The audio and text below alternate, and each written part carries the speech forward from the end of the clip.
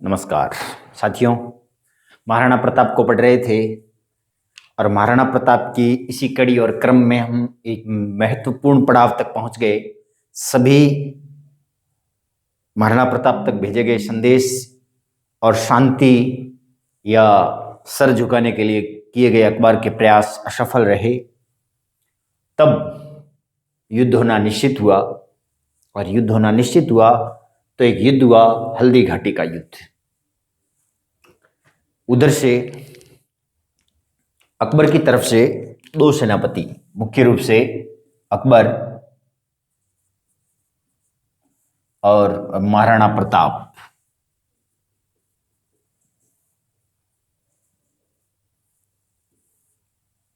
अब गौर करना, हल्दी घाटी का युद्ध बड़ा महत्वपूर्ण युद्ध है। एक जिला पड़ता है वर्तमान में और उसको हम कहते हैं राजसमंद। राजसमंद झील होने के कारण इसे राजसमंद कहते हैं। यहां पर दो पहाड़ियां हैं इस प्रकार से। इस पहाड़ी को हम बोलते हैं खमनोर। क्या बोलते हैं साहब? खमनोर। इस तरफ एक पहाड़ी है जो गोगुंदा के नाम से जानी जाती है। ये दोनों ज्यादा दूरी पर नहीं है। यहां पर एक कस्बा पड़ता है नाथद्वारा। नाथद्वारा से 11 किलोमीटर दूर की ये जगह है। नाथद्वारा से कितने दूर? 11 किलोमीटर। और यहां पर एक तलाई है इस स्थल पर। ये खमनोर की पहाड़ियां हो गई, ये गोगुंदा की पहाड़ियां, बीच का जो ये स्थल आपको दिखाई दे रहा है, ये वाला जो स्थल है, इस स्थल को जिस नाम से जाना जाता है वो नाम है रक्त तलाई। क्या नाम है? रक्त तलाई। महाराणा प्रताप को पता था युद्ध होना निश्चित है और अजमेर से अकबर ने एक विशाल सेना देकर कुंवर मान सिंह, किनको रवाना किया?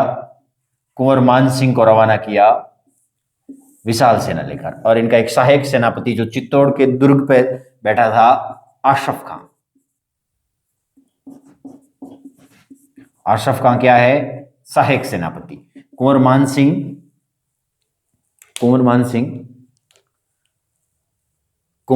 सिंह और अशरफ खां।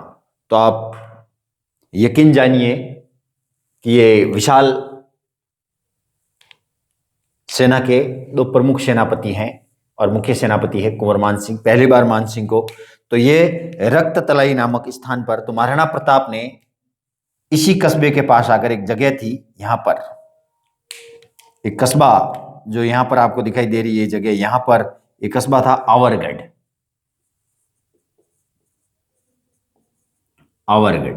आवरगढ़ को पहली बार राजधानी बनाया युद्ध के कारण। युद्ध के लिए जो राजधानी बनी वो राजधानी कहलाई आवरगढ़। युद्ध के लिए राजधानी है कि राजधानी कौन सी रहेगी? आवरगढ़। छठी राजधानी भी इसको माना जाता है मेवाड़ की। इसी के पास एक कस्बा पड़ता है लासिंग जिसे बोलते हैं, लॉसिंग या लासिंग कस्बा, और उसी के आसपास पूरा पड़ाव डाल दिया गया। दो पहाड़ियां, एक इधर पहाड़ी, बीच में छोटा सा मुआना, और इसका लाभ उठाया किसने? महाराणा प्रताप ने।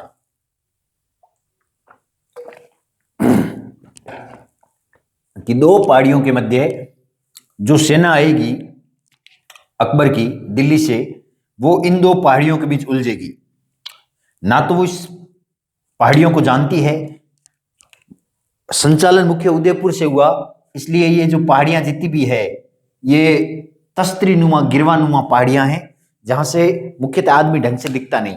लेकिन महाराणा प्रताप के सैनिक और महाराणा प्रताप इन पहाड़ियों से पूर्णतः वाकिफ थे और अकबर की सेना इससे वाकिफ नहीं थी।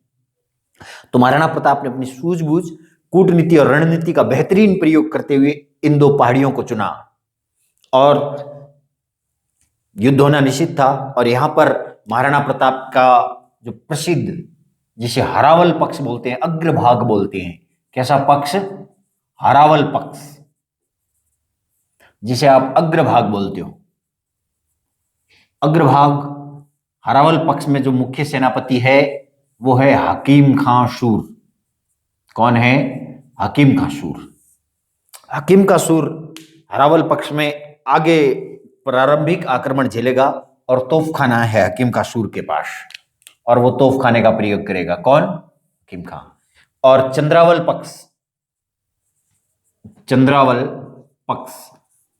पक्ष में इनकी ओर से जो व्यक्ति लड़ेगा वो है पूंजा भील। पश्चिम भाग भी माना जाता है, जो मुख्य भाग था। तीरंदाजी, भीलों की अच्छी तीरंदाजी के कारण इस युद्ध में बहुत कुछ फर्क पड़ा। तो पूंजा भील चंद्रावल पक्ष में लड़ रहे हैं। तो एक सेनापति हो गए। तो मुख्य सेनापति कौन है? हकीम खां सूर, ये मुख्य सेनापति है। तो ये महत्वपूर्ण सेनापति हो गया हकीम खां सूर। चंद्रावल पक्ष, पूंजा भील।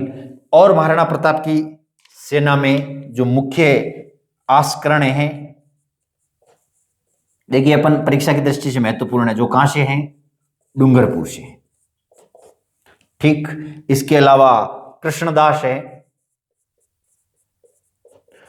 कृष्णदास चुंडावत बड़े महत्वपूर्ण योद्धा हुआ करते हैं। कृष्णदास जो इस युद्ध में हैं, और एक महत्वपूर्ण व्यक्ति है महाराणा प्रताप की सेना में, और वो है झाला बीदा, या इन्हें मन्ना भी कहते हैं, झाला मन्ना। ये है बड़ी सादड़ी के। कहां के हैं? बड़ी सादड़ी के। देखिए बड़ी सादड़ी कहां पर है? चित्तौड़ में। आपने एक, हम चर्चा करेंगे थोड़ी देर बाद में, भामाशाह एक व्यक्ति की, जो सादड़ी के हैं। कहां के हैं? सादड़ी के। तो ये सादड़ी पड़ती है पाली में। गौर फरमाइए, ये जो सादड़ी है वो पाली में पड़ती है, और ये बड़ी सादड़ी है जो चित्तौड़ में पड़ती है, जहां का झाला बीदा या मन्ना युद्ध भूमि में लड़ रहे हैं। और ग्वालियर से है राम सिंह तंवर। इनके किसी पूर्वज ग्वालियर से ही सलादी तंवर ने महाराणा सांगा के साथ धोखा किया था, महाराणा सांगा के साथ विश्वासघात किया था। ग्वालियर के ही सलादी तंवर ने, राम सिंह तंवर ने उसको कंप्लीट किया, पूर्ण किया। और विशाल अकबर की, जब पूरा राजपूताना सर झुका चुका है, तब राम सिंह तंवर ने महाराणा प्रताप का साथ देकर अपने उस दाग को धो दिया। ये ग्वालियर से आते हैं। तो इससे अलावा भी, जैसा गोपीनाथ पुरोहित युद्ध कर रहे हैं, जैसा चारण इसमें अनेक सैनिकों को साथ लेकर युद्ध में लड़ रहे हैं, रामा शांदू इस युद्ध भूमि में हैं। लेकिन मुख्य परीक्षा की दृष्टि से जो व्यक्ति गिने जाते हैं वो ये हैं। और इधर से आशफ खां, सेनापति मान सिंह और मेहत्तर खां। महत्वपूर्ण जो व्यक्ति हैं वो ये है मेहत्तर खां। तो अपने को 3 याद रखने, 3-4 याद रखने। गौर फरमाइएगा, इसी में एनसीईआरटी की पुस्तकों के अनुसार 2 गोगुंदा और खमनोर की पहाड़ी, इसलिए कर्नल टॉड यहाँ की जो भूमि है वो थोड़ी थोड़ी पीले कलर की दिखाई देती है। ये रक्त जो तलाई है पीले कलर की देती है, इसलिए इस स्थान का नाम कर्नल टॉड ने हल्दी घाटी कहा, इसलिए इसको हल्दी घाटी का युद्ध कहते हैं। सर्वाधिक प्रसिद्ध नाम टॉड का दिया हुआ है, हल्दी घाटी का युद्ध। ये खमनोर की पहाड़ियों से आसपास लड़ा गया है, इसलिए एक महत्वपूर्ण लेखक है अबुल फजल, नाम सुना होगा आपने, अबुल फजल इस युद्ध को खमनोर का युद्ध कहते हैं। कैसा युद्ध कहते हैं? खमनोर का युद्ध। कौन? अबुल फजल। ये इस तरफ की जो पहाड़ियां हैं गोगुंदा, कौन सी पहाड़ियां हैं? गोगुंदा, बंदायूनी इस युद्ध को गोगुंदा का युद्ध कहते हैं। गोगुंदा का युद्ध कौन कहते हैं? बंदायूनी इस युद्ध में मौजूद थे, और इस युद्ध का आंखों देखा वर्णन किया है बंदायूनी ने। अल बंदायूनी जिनका नाम है, बड़े ही फेमस लेखक है बंदायूनी। और इन्होंने बंदायूनी, जो कि अकबर की धार्मिक नीति, जो सौहार्दपूर्ण धार्मिक नीति, उसका विरोध करते हैं और कट्टरपंथी हैं। कौन? बंदायूनी।